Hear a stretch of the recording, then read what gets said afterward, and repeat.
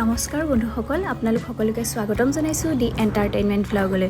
আৰু আজি আছিল আমাৰ দ্বিতীয় বিবাহ বাৰ্ষিকী, সেইকাৰণে আমি এখন সুন্দৰ ঠাইলৈ বুলি যাত্ৰা আৰম্ভ কৰিছোঁ। এয়া বাইকত আমি দুয়োজনী হেলমেট পৰিধান কৰি পেলাই যাত্ৰা আৰম্ভ কৰিছোঁ। আৰু এনেদৰে গৈ গৈ আমি পালোঁ নাৰায়ণপুৰ। আৰু নাৰায়ণপুৰৰ তিনিআলিৰ পৰা সোঁহাতে গ'লেও আপুনি পাব সেই গন্তব্যস্থান, আৰু নহ'লে বিহপুৰীয়া ৰোডেদিও গ'লেও আপুনি পাব সেই গন্তব্যস্থান। হয়, আজি আমি আহিছোঁ মহাপুৰুষজন শ্ৰী শ্ৰী মাধৱদেৱৰ জন্মস্থান লেটেকুপুখুৰীলৈ বুলি। আহক তেতিয়াহ'লে লেটেকুপুখুৰীলৈ যাওঁ। এইখিনিতে আপোনালোকলৈ এটা বিশেষ অনুৰোধ থাকিল যে ভিডিঅ'টো শেষলৈকে চাব, আৰু যদি ভাল পাইছে লাইক কৰি দিব, লগতে মোৰ চেনেলটো ছাবস্ক্ৰাইব কৰি দিব।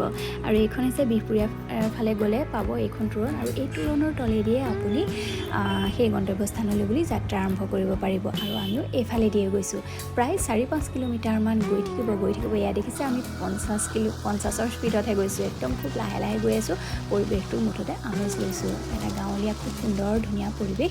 আৰু এইফালে দিয়ে গৈ আপুনি পাই যাব মহাপুৰুষ মাধৱদেৱৰ জন্মস্থান লেটেকুপুখুৰীলৈ। আৰু এয়া আমি আহি পাই গ'লোঁ আমাৰ গন্তব্যস্থান। আৰু আহি ইমান এটা ভাল লাগিল যে আপোনালোকক কৈ বুজাই শেষ কৰিব নোৱাৰোঁ। আপোনালোকে নিজেই ইয়ালৈ আহিলে অনুভৱ কৰিব। আৰু যিমান দূৰলৈকে তেওঁলোকৰ ৱাল মৰা হৈছে, এইখিনি হৈছে তেওঁলোকৰ কেম্পাছ। আৰু বহুতখিনি ডেভেলপ হৈ আছে, বহুতখিনি কাম কৰি আছে। আৰু কাষতে আপুনি আপোনাৰ গাড়ী পাৰ্ক কৰি থ'ব পাৰিব বা ভিতৰলৈও সোমোৱাই নিব পাৰিব। আৰু কাষত আছে দোকানবোৰ, য'ৰ পৰা আপুনি ধূপ ধূনা চাকি বন্তি সকলোখিনি কিনিব পাৰিব। এয়া হৈছে প্ৰধান তোৰণ ভাগ, এই ভাগ মহাপুৰুষ মাধৱদেৱৰ জন্মস্থান লেটেকুপুখুৰী। আৰু এইফালেদি আমি সোমাই গ'লোঁ। সোমাই আপুনি কাষতে খুব ধুনীয়া সুন্দৰ ব্যৱস্থা কৰি আছে, ৰুম বনায়ো আছে বা দুই এটা বনাই হৈছেও। সেয়া দেখিছে, সেইফালে আপুনি নিজৰ পোচাকবোৰ নিজৰ জাতীয় পোচাক পৰিধান কৰিব পাৰিব, যিহেতু বহুত দূৰৰ পৰা আহে সকলো লোক, গতিকে তেওঁলোকে ধুতি চুৰিয়া ইয়াতে পিন্ধি ল'ব পাৰিব। আৰু লগতে মুখ হাতো ধুই ল'ব পাৰিব, ফ্ৰেছ হৈ ল'ব পাৰিব, ধুনীয়া সুবিধা আছে। আমি ফ্ৰেছ হৈ মেলি এয়া সেৱা ভাগজনে আগবাঢ়িলোঁ।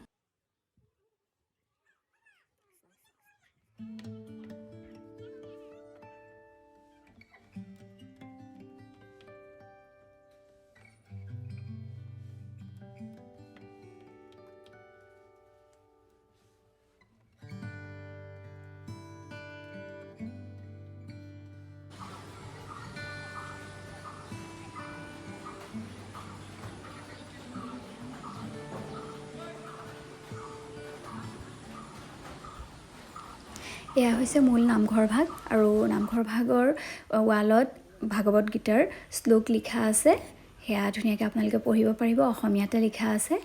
আৰু এয়া কাষৰ পৰিৱেশ, এয়া হৈছে লেটেকুপুখুৰী উজিৰৰ পানী খোৱা পুখুৰী, এই কাষৰ ভাগ।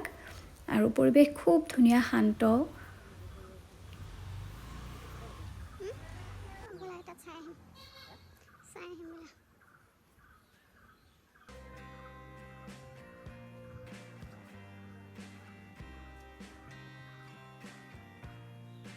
উজিৰৰ পানী খোৱা পুখুৰী,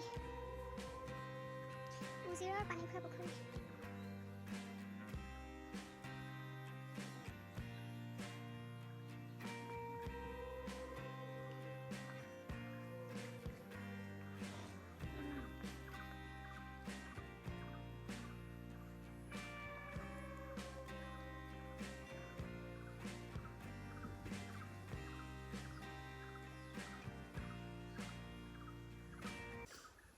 ইয়াত প্ৰত্যেক দিনাই দিনৰ 12 বজাৰ পৰা 1 বজালৈকে নাম প্ৰসংগ কৰা হয়, 14 প্ৰসংগ কৰা হয়। আৰু ইয়াৰ পিছতে প্ৰসাদ গ্ৰহণ কৰা হয়।